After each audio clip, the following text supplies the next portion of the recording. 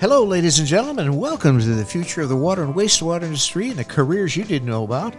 And again, we are live on location at the Connecticut Section AWWA Vendor Expo, which is known as At Cave. So our next interview in the house is Mr. Michael Hage, okay, who is actually right now with the Connecticut Rural Water Association, but used to be with the State Health Department, but he's got a storied history in water. Mike, thanks for coming up and telling us, okay, what you do. So, hello, David. How are you? How did you get into the water industry? How did I get in? That's a good question. I just happened to stumble on it. No, I actually went to UConn. Okay. And I had my bachelor degree in civil engineering, dual degree, civil engineering and agricultural engineering. Oh, my gosh. Okay. At that time, when I went to UConn, okay, we used to have the agricultural engineering program. Okay, yeah. Okay, and I was the last graduate of that program. Really? Before UConn dismantled it. Is that right? And it was only 3 students in that class. No kidding. Oh, I had a great time. Hands-on stuff. Yeah. One-on-one professors. It was great. Because the agriculture, that was over in a subsection of the that campus. was on the agricultural side. Yeah, natural resources. Was that where they used to sell the ice cream and all That's right. That's where they used to sell the ice cream. Actually the building next door to it, the agricultural engineering department and building was that small building you see before you hit the ice cream. Okay. Now they improved on it, extended it, whatever, you know. But yeah, so I was in that program along with the civil engineering side in the engineering school. Okay. You know, so I did that and I graduated since finished with agricultural engineering and civil engineering. There wasn't that many jobs at the time, given it was early on was Reagan administration. Okay. You know, and the economy wasn't great at all, and there was no jobs. So I decided to stay and get my master's degree. But during my master's degree, I found a job working for a construction company. Okay. So I worked with them for a year or two. Mainly doing everything in water and wastewater, from the pipeline we did, storage Okay, so you tanks. got into the construction So part we got into the construction end of it first, and then I jumped over to I like the fact that in construction we're looking at engineering plans and stuff. So I said, I want to go play with those plans. I got to do plans, Okay, there Where you go. do I go, And I applied, and those are the same companies who turned me down a couple of years before. Now, after a year or two of experience, they said, sure, come on in. So I got a design engineering job with a small consulting firm in Groton. Used to be called the Caesar and Bentley Engineers. Now, now they took on Lorero Engineering, I think, bought them out. Oh, okay. All right. So I worked on them for a couple of years. Okay. And while I was pursuing my master's degree, and during one of my classes, my classes in the master program, I met 2 fellows who used to work for DPH. One of them is Jim from Leonard Engineering, Jim Erickson. Okay, Jim Erickson. Jim Erickson was in one of my classes. Yeah, yeah. And was he at DPH? He was at DPH at the time, and he said. Then he went off. He said, Mike, DPH is looking for engineers. You know, do you want to join them? And at that point, I'm like, my focus was the consulting firm, engineering firm, was basically land planning, land design. Wastewater systems. So I did a lot of on-site wastewater system designs. Okay.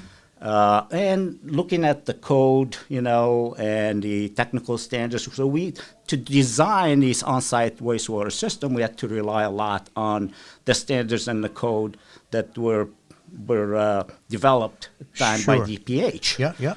So playing with Zephyr, I said, well, I want to be on that end, I want to do that part too. So I kind of was like thinking about experiencing everything. Okay. My love was more in consulting. Yeah, yeah. We'll get back to that because I'm back into it. Yeah, now that you are, yes. Well, it's anyway. amazing how things it's come like full a circle. yeah, it's great though. So Jim Erickson said, "Listen, Mike, there's an open position at DPH." So I applied and I got hired. Yeah.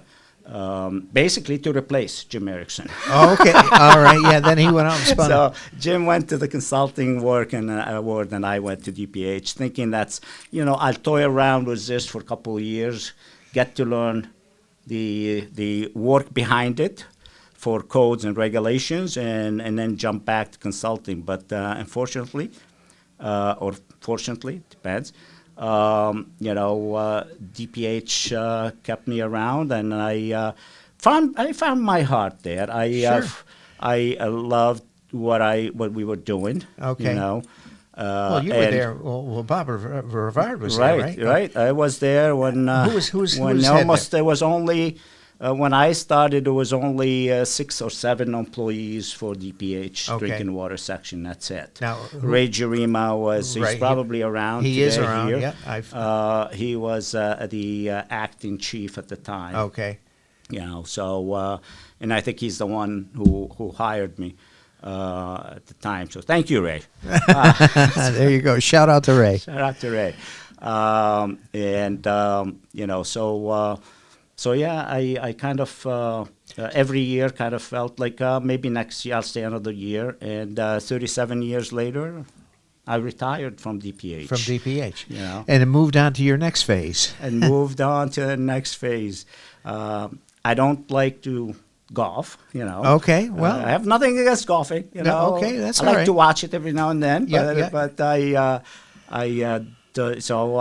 I'm passionate about this field, Absolutely. Drinking water is the most important thing we consume every day. Absolutely. And without drinking water and safe drinking water, there are no communities. No. There is no towns. Exactly. There's no us. So, yeah, exactly. So we, our operators in this field, they do essential great job. Okay. And without them, we cannot function.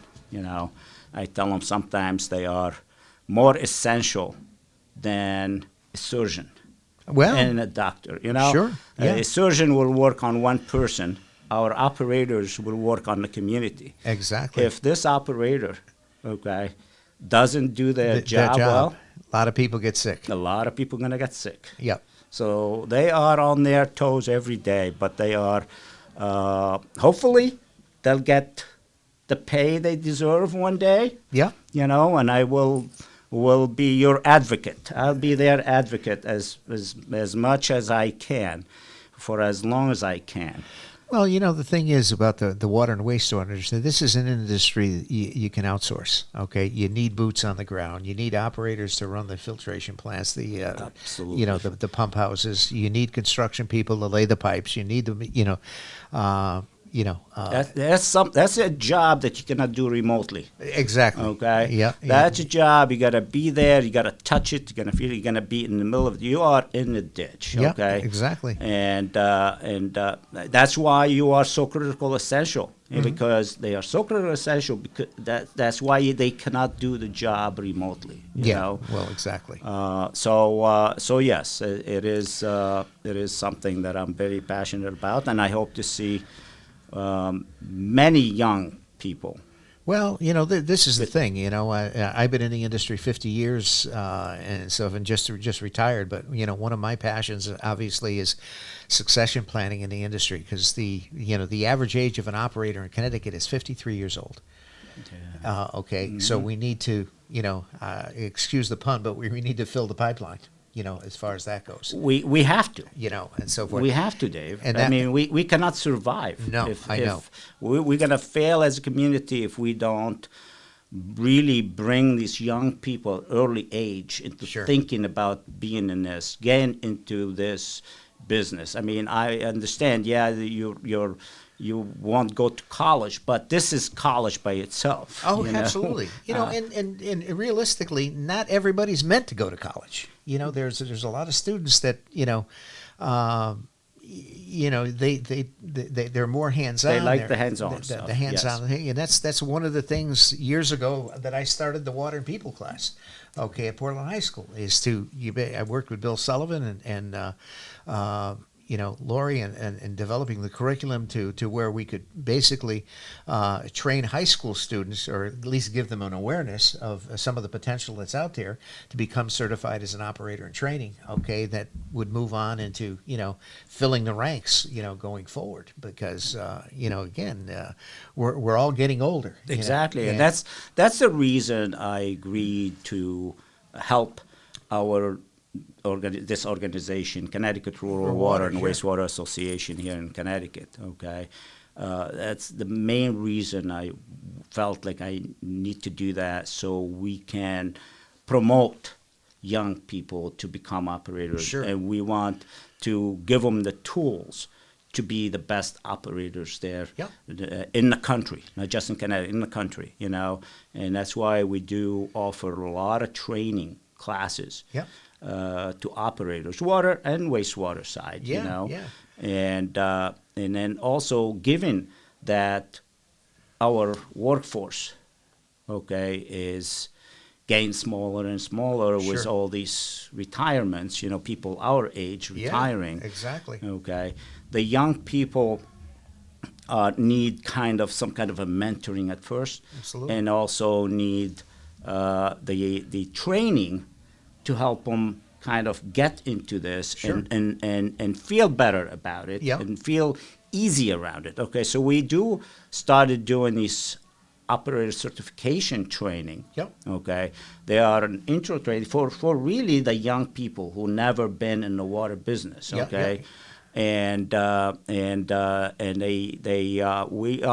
we'll train them for 5 days. Okay, from A to Z. Everything starting with the math side for water and wastewater operators, basic stuff, But these are the basic math that they need. The building blocks. Right, to basically do the job. I have some young kids said, obviously they didn't want to go to college and whatever, so why do we need to learn, why do we need to know math, we just, use the wrench and do, So there is a math behind everything you do, as a water operator, wastewater operators. And in these classes, you learn what the basic stuff you need to learn, and you will enjoy them, really, when you learn them. So I wouldn't fear them much, and people at the end, actually, after doing this class a couple times, we have the passing rate's been 100% from the people who took the class and then took the exam. For certification exam for level 1, D1, D2, D1, D2, T1, D2, and small system certification. So, Well, just a fun fact, okay. When Connecticut, Rhode Island Water, first came into existence, I was one of the first board members. Well, that's right. I remember that. Okay. Yeah. And back in the day, as Jim, he used to be a circuit rider. He used to help us go around to all the systems. But he got me involved, and I was on the board of Connecticut Rhode Island Water. And at that time, there was kind of a little bit of a push-pull between the health department and Connecticut Rhode Island, who infringing on our territory and all that kind of stuff. But now we're all playing nicely in the sandbox. We all need each other. Absolutely. And the point is, you don't have to step on the turf of the other entity. No. Okay, they have a role to play. Let them play their role and do it. They do it very well. We have a role to play. Absolutely. They're going to let us do it, and we're going to do it very well. And we're going to, convince everyone we're going to do it well, because in the past there was that issue of problems with the association that they were not delivering on what they should be doing, and if they are delivering, it wasn't fully delivered type of thing. So that's going to be gone. That's gone. Now we have totally Connecticut Rural Water and Wastewater Association, and it's dedicated to Connecticut operators and wastewater operators and the small system administrators, small municipalities. We can have over 4,000 members here in the state. Sure. And right now, we don't have that many people signed up to be part of the association, but we should have over 4,000 members. You know, that's how many people benefit, operators and administrators that can benefit from the services that this association is providing, and the training that we're providing, predominantly training. Sure, sure. So this is a shout out to all the operators out That's there. right. Join the Connecticut Rhode Island Rural Water Association because Please do. It's they're a great organization as far as educating the small water systems operator and distribution system operators in doing what they do and so forth. So it's a great organization, and you're doing a great job in all the educational classes that you run. I am doing a lot of the training Yes. classes, especially if it's related to laws and regulations, Yes. and Well, technical standards. You've been there and done that. I've been there, I've done that, and again, like I said, I did construction side, I did engineering side. You've done it all. And I do have a lot of experience, with on-site wastewater systems, community and individual. So Nice. we can help systems on that end too, Nice. WPCAs and others, Sure. So yeah, if you are not a member, join us. Even if you are not a member, we are there to assist you and help you. We're going to put a link in the comments. So if you want to join the Connecticut Rhode Island World Water Association, check out the links in the comments. Mr. Mike Hage, who is with the Connecticut Rhode Island World Water Session. So, hey, going to my personal side here, Mike, what do you like to do for hobbies? You heard me say something before. Yeah. It doesn't like to golf. I know that I don't like to golf, so I can't see myself chasing this white ball. Around. So I'm impatient. I love to hike. Oh, okay. I'm an avid hiker. Okay. If you are a hiker in the state, you probably spotted me out there, and Yep. so I did all hiking trails in Connecticut. Okay. And I search for them, I find them, I go after them and hike them on the weekend. So I do that a lot. Wow. Okay. So I do a lot of. It's not a hobby, but It's a I passion. enjoy reading technical materials. Okay. My when I have time. Is like- that a hobby? It's like reading the phone book. And so, I don't know. it's funny you say. It's sad. It's funny you say hiking because one of my students that does the post processing for my water is an avid hiker. Philip Lashane is him and his dad are avid hikers. They go all over. They have a hiking club. They go through the Meshomassick State Forest, which is obviously in Portland. Yeah. They know all of the sites as far as that goes. I've been to all of them. I've been through them all. Yep. From all four corners of the state. There- Over the years. So recently, unfortunately, my knees getting inflamed, and That it's happens kind when of you get our slowing age. me down. That happens our age, and then so when you get to the point where the mind says, "Yeah, we're going to do this," and the body says, "What are you kidding me?" After 10 minutes, like, whoa, Yeah. I'm getting reminded already. Oh yeah, Take it easy. Yeah. One of the things that I do every morning now that I'm even prior before I retired, I've been an avid trying to get my at least 10,000 steps in a day. So I live up by the Portland High School, so I go up to the high school track and do my mile and a half up there, and then get my steps in. But some mornings you go up there, you're in lap 3 and say the ankle is or the leg is cramping. And says, well, maybe I won't get the full pull today. It comes with age. That's why you young people, we need you. Yes, exactly. You need to replace us. Yes, exactly. So, as you know, I have a musical side of me. So, Yes. I own the music store and so Yes, forth. you So, do. What kind of music do you like? I am. I come from a disco era. Ooh, I'm a disco guy, Yeah. and I love jazz too. nice. Yeah, I nice. listen to jazz and blues. And I can't name my favorite thing, but I just can If I hear jazz somewhere, I have to stop and listen to Nice. it. If I hear blues somewhere, I'm going to stop and listen to Nice, it. nice. If I want to dance, I go disco. There you go. Well, years ago, I used to do all the Catskill resorts up in the Catskills. We used to do Browns and Grossinger's and all of that kind of stuff. But disco was big back then. Yeah. Well, growing up in that era, disco was big for us. You know, I mean, now you don't. But now that some of music is returning, Oh yeah. Well, it's like anything. What goes around comes around. Yeah, I mean, it's fun. I hear some young people, well, it's like bell-bottom pants. Now they're coming back around. Yes. So when you still have them in your You closet. say, I still have them. I still have those shirts. Yes, I still have them there. The gold chain still there. Yeah, exactly. I used to have the Nero jacket. And oh my God, unbelievable. Yeah, no, it's these are the limited hobbies that I have. Well, that's all right. It keeps us busy. How are you doing on the music side? Are you still? Oh yeah, I'm playing. I'm not playing as much as I used to, as far as that goes. I'm primarily teaching, at the music school. As far as that goes, so okay. I teach guitar and bass. So I'm a jazzer also. So I keep busy with doing the jazz stuff and bopping around. My son is he's a graduate of Berklee College of Music. So years ago when I was playing in the band, I would bring him on gigs and. I would let him sit in on a song or two, and I said, Dad, can I sit in? Yeah. So I'd bring him up, sit in on a song, and on the way home, he'd say, how did I do, Dad? How did I do? Now I got to beg him to play with me.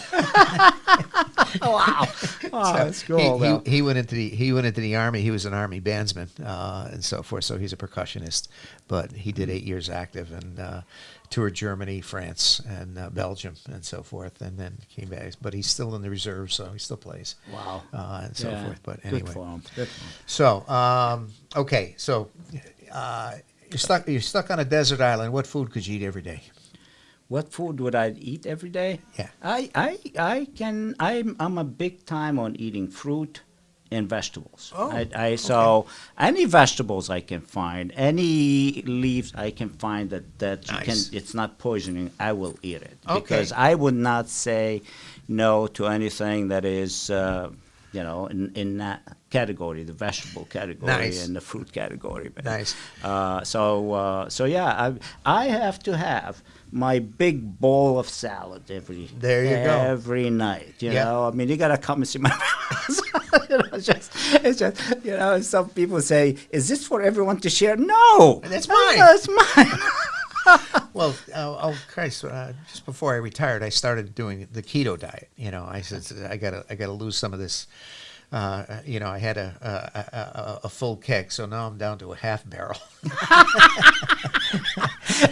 And my wife wants to do the keto diet. It's great. I mean, it's a lifestyle change. I mean, obviously, there's no carbs, no sugar. Drinking my coffee black now, but I do a lot of salads and so forth. But it works. It really does. Good. And it's not that hard. It's not that hard. No, especially if you like into the meat a little bit, anything. Meats, cheese, So if you like the cheese and the meat and whatever, that's great diet kind of because that's predominantly that. Even though you can, my understanding, you can mix it up with other stuff. So it's funny. I had Cam's son Brad on prior to you, and his. Can you guess what his favorite food was? I know I can't. Pizza. Well, that's I try to ask that question every podcast, and pizza's high on the list. I'm sure no one's going to say vegetables. Are you kidding me? Yeah. Like, pizza, pasta, that's really high, and so forth. So. No, it's like, what the hell, vegetables? Blah, blah. This guy is boring as hell. No, not at all. All right. Mike, thank you so much for coming up. All right. Thank you. Ladies and gentlemen, that concludes this episode of The Future of the Water and Wastewater Industry and the Careers You Didn't Know About. And Mr. Mike Hage is in the house from the Connecticut, Rhode Island World Water Association, a good friend of mine for many, many years. And we want to keep refilling that pipeline and get these young people into the water industry. So, Mike, thanks so much for coming on. I appreciate it. Thank you, Dave. Thanks for inviting me. All Thank righty. you, everyone, for listening.